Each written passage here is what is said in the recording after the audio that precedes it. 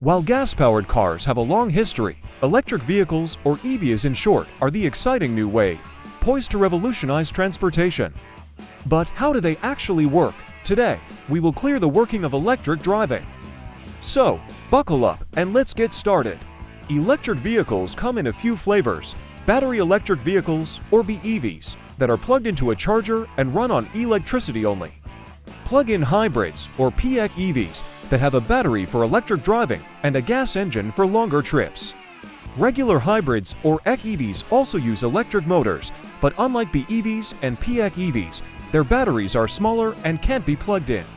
The hybrid vehicle's battery is not charged by plugging it into an outlet, but rather by recapturing energy that would otherwise be lost during braking and deceleration. In this video, we will focus on battery electric cars.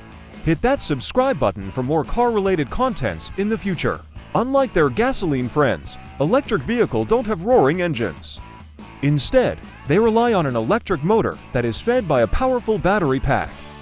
Think of it this way: the battery is the fuel tank, the electricity is the fuel, and the motor is the engine, all working together silently to propel you forward. Inside an electric vehicle, there's a whole crew of components working together. Here's a breakdown of their roles. Charge port. Electric vehicles don't use gas stations. Instead, they plug into a charging station to replenish their batteries. This port is kind of like the fuel nozzle for your electric car, but instead of pumping liquid fuel, it transfers electrical energy. There are different charging levels. Level 1. This is the slowest charging option, typically adding only 3 to 5 miles of range per hour. It's perfect for topping off your battery overnight at home. Level 2. This is a more powerful option, adding 25 to 30 miles of range per hour. You'll find these chargers at public places like workplaces, shopping malls, and parking garages. DC fast charging. This is the king of charging speeds, capable of adding hundreds of miles of range in just a fraction of an hour. However, these chargers are less common and tend to be more expensive to use. The type of charging port on your electric car will depend on the make and model. The most common types in the United States are port J1772, CCS, Tesla, and CHAdeMO.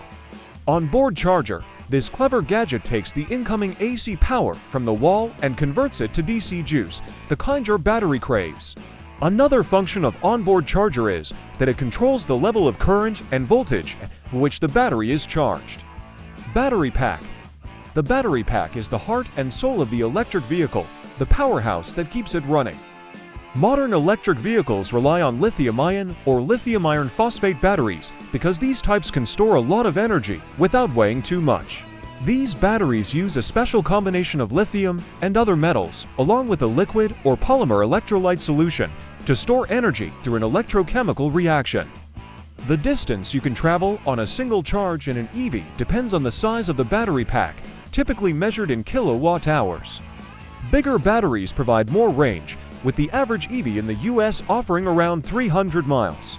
This can vary greatly depending on the model, with some reaching over 400 miles and others falling below 200 miles. Electric motor.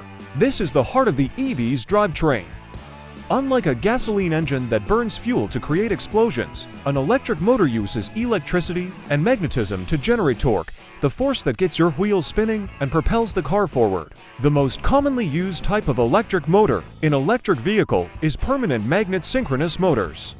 It is favored by a wide range of automakers, including Toyota Prius, Chevrolet Bolt EV, Ford Focus Electric, Nissan Leaf, Honda Accord, and BMW i3 for their EVs and hybrids. Inside the motor, there are two main parts: a rotor, the spinning part, and a stator, the stationary part. The rotor has electromagnets around it, and the stator has permanent magnets. When electricity flows through the rotor's electromagnets, it creates a magnetic field. This magnetic field interacts with the magnetic field of the stator, causing the rotor to spin. By constantly flipping the direction of the current flowing through the electromagnets, the motor can keep spinning and generate torque. Permanent magnet synchronous motors can deliver large power output, translating to a smooth and responsive driving experience. Permanent magnet synchronous motors are efficient in converting electric power into usable energy, maximizing an EV's driving range, and are compact, which is crucial for maximizing space in EVs. However, induction motor is also gaining traction in electric vehicle. Tesla's success with the Model S showcases the power and durability that AC induction motors can bring to the table, especially for performance-oriented EVs. Induction motors are durable and can deliver exceptional power, making them ideal for high-performance EVs. Inverter. This plays a key role. It changes direct current from the battery to alternating current for the motor, and vice versa when you use regenerative braking. Think of it as a translator between the battery and the motor. Inverters are also capable of adjusting the frequency and amplitude of their output, which allows them to control the power and speed of an electric car's motors. Thermal or cooling system. This system maintains a proper operating temperature range of the battery, electric motor, power electronics, and other components. Electric vehicle batteries work best at a comfortable temperature, just like us. Think of it like a car's air conditioner, but for the battery. Forget wasted energy. Regenerative braking turns your EV into a mini power plant, boosting your range on the go. Kinetic energy is built up as a vehicle moves. In the case of IC engine vehicles, this kinetic energy is released as a waste product in the form of heat. That's not the case with EV brakes, which instead converts the kinetic energy into electric energy, which is then stored in the battery and gives the range of the vehicle a cheeky little boost. A regenerative braking system uses the car's electric motors to help slow and stop the vehicle. Essentially, these brakes reverse the electric motors that motivate the EV. The energy generated from that process is directed back to the battery pack and thus used to help replenish the car's driving range. As such, regenerative brakes help to optimize the vehicle's driving range and efficiency. You may wonder why electric cars have hydraulic brakes when regenerative brakes serve the same purpose. Hydraulic brakes are needed because they are more effective than regenerative brakes in emergencies. They stop the vehicle more quickly. Let's compare electric vehicles with their IC engine counterparts briefly.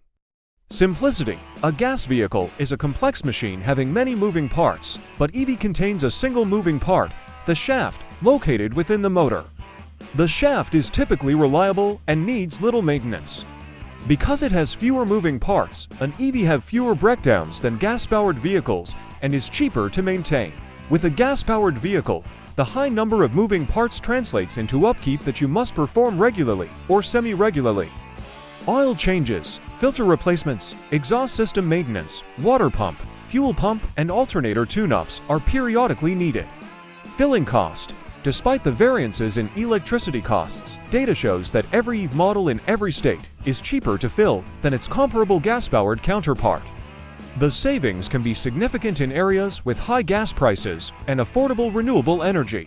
Regenerative braking. Unlike gas-powered car, the electric motor in electric vehicle acts like a generator during braking, using that slowing down energy to create electricity that's then stored back in the battery.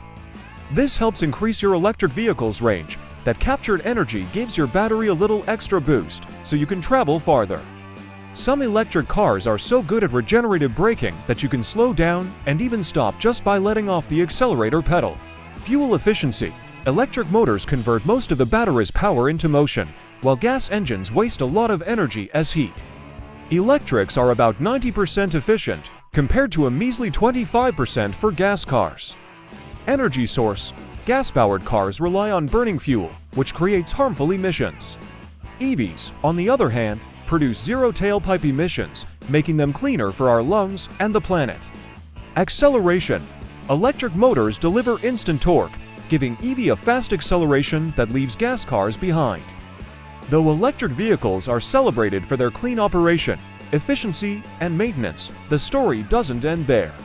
The electricity that powers EV comes from power plants, and some of these plants still burn fossil fuels, releasing emissions into the atmosphere.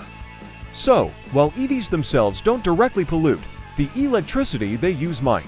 The type of power plant makes a big difference.